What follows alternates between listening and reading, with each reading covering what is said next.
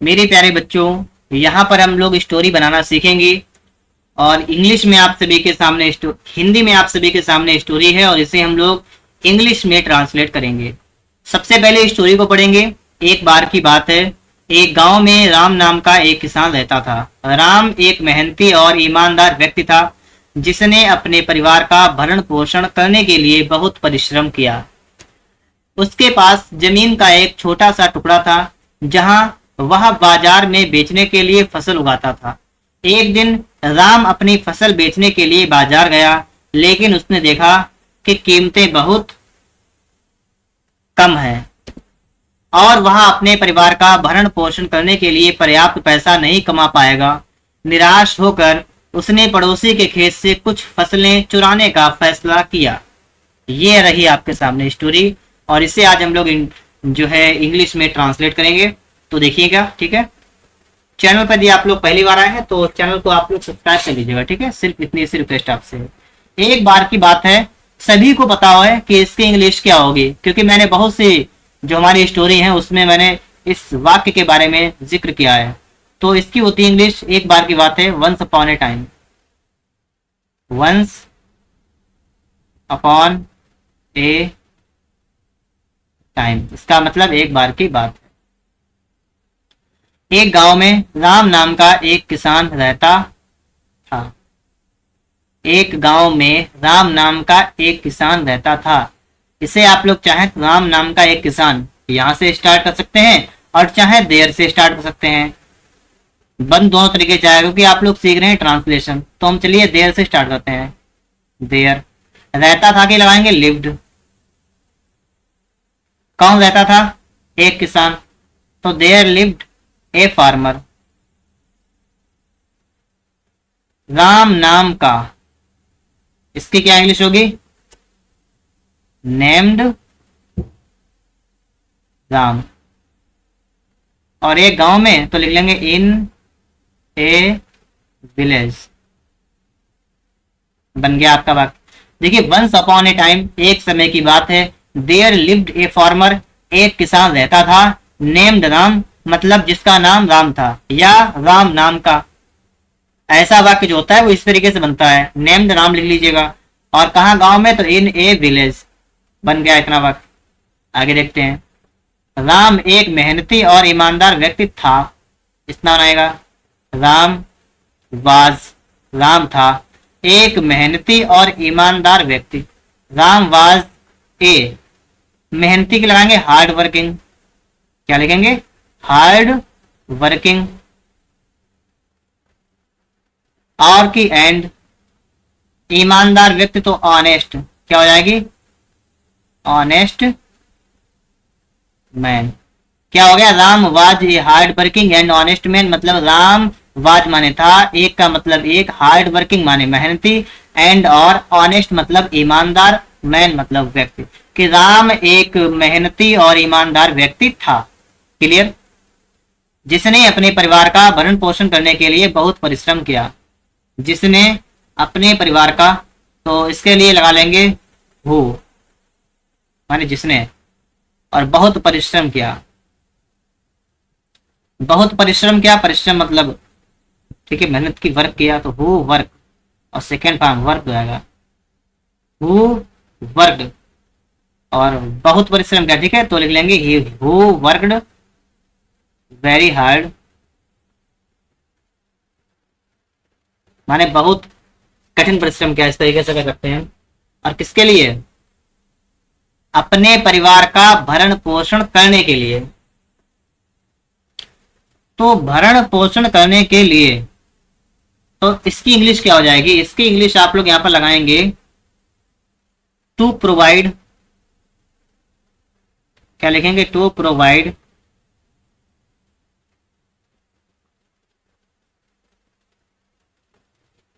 Sustenance, ठीक है। इसका मतलब होगा भरण पोषण करने के लिए, प्रोवाइड करने के लिए, और सस्टेनेंस मतलब भरण पोषण। समझ गए आप लोग? कि वो वर्क, जिसने परिश्रम किया, वेरी हार्ड माने बहुत अधिक, और किस लिए परिश्रम किया? भरण पोषण करने के लिए।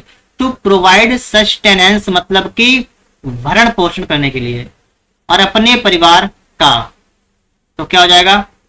ऑफ हिज फैमिली, अपने परिवार का।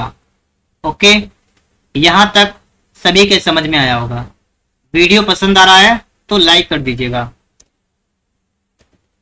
उसके पास जमीन का एक छोटा सा टुकड़ा था। देखिए यहाँ पर है पास, यहाँ पर है था, और ऐसी कंडीशन में हैड का इस्तेमाल करते हैं। क्या लिखेंगे? ही हैड ए, ठीक है। और जमीन का छोटा सा टुकड़ा, तो ए स्मॉल पीस, ए स्मॉल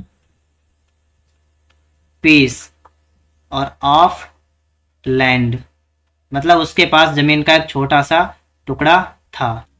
देखिए यहां पर क्या है कि जहां वह बाजार में बेचने के लिए फसल उगाता था, लिखेंगे वेयर, ठीक है। क्या लिखेंगे? वेयर, और वहां की हो जाएगी ही, और उगाता था, उगाना क्या होती है? ग्रो, तो हो जाएगी ग्रीव। वेयर माने जहां, ही ग्रीव मतलब वहां उगाता था। क्या उगाता था? फसल, तो लिखेंगे क्रॉप। ही ग्रीव क्रॉप, वहां फसल उगाता था।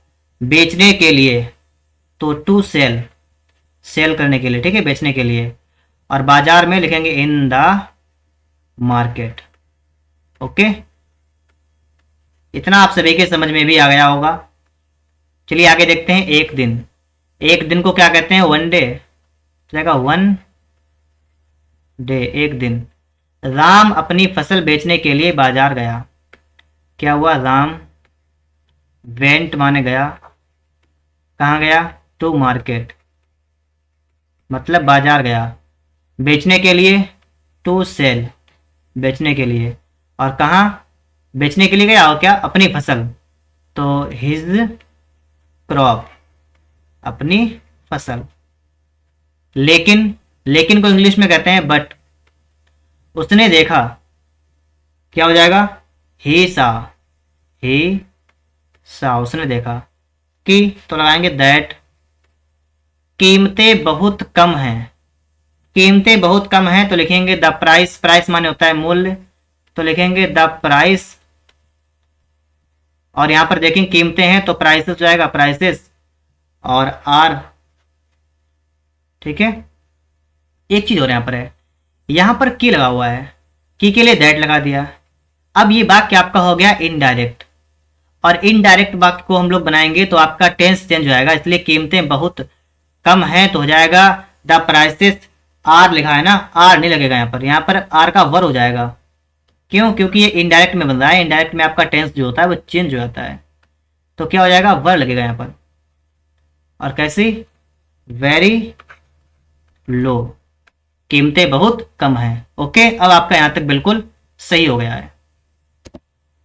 आगे देखिएगा, लिखा है और, तो और के लिए क्या लगाएंगे? एंड वह अपने परिवार का भरण पोषण करने के लिए पर्याप्त पैसा नहीं कमा पाएगा। क्या लिखेंगे? ही नहीं कमा पाएगा, लिखेंगे would not able. Would not able मतलब योग्य नहीं है, ठीक है। वुड नॉट एबल का मतलब वह योग्य नहीं है। किसके योग्य नहीं है? टू अर्न, अर्न माने कमाने के, और क्या कमाने के? मनी, तो क्या हो जाएगा? एंड माने और, he would not able to earn money, वह धन कमाने के योग्य नहीं है। और कितना धन है? धन की बात की गई है। क्या लिखा? पर्याप्त पैसा, तो यहां पर लिख लेंगे इनफ, ठीक है। क्या लिखेंगे? ENOUGH, तो हो जाएगा he would not able to earn enough money, मतलब वह पर्याप्त पैसा नहीं कमा पाएगा। और क्या लिखा? अपने परिवार का भरण पोषण करने के लिए, तो भरण पोषण करने के लिए अगर आप चाहें तो सपोर्ट कर दें तो भी चल जाएगा आपका।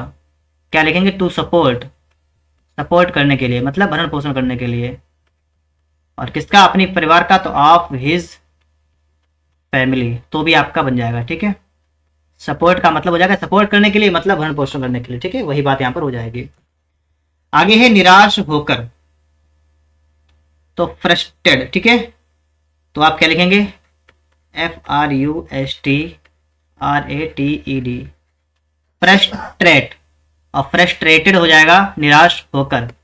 उसने मतलब ही पड़ोसी के खेत से कुछ फसल चुराने का फैसला किया। फैसला किया मतलब डिसाइड किया, तो ही डिसाइडेड, उसने निश्चय किया। और क्या करने का? चुराने का। तो टू स्टील, स्टील माने होता है चुराना। और क्या चुराने का? कुछ फसल, तो हो जाएगा सम। सम माने होता है कुछ, और क्रॉप, फसलें हैं तो क्रॉप्स। तो ही डिसाइडेड, उसने निश्चय किया, टू स्टील माने चुराने का, सम क्रॉप्स माने कुछ फसलें चुराने का। उसने पड़ोसी के खेत से, तो हो जाएगा फ्रॉम, नेबर होता है ना, तो हो जाएगा नेबर्स, और खेत की हो जाएगी फील्ड, तो हो जाएगा he decided to steal some crops from neighbours field. उसने अपने पड़ोसी के खेत से कुछ फसल चुराने का निर्णय किया। Story complete. वीडियो पसंद आया है तो लाइक और चैनल को सब्सक्राइब जरूर करिएगा।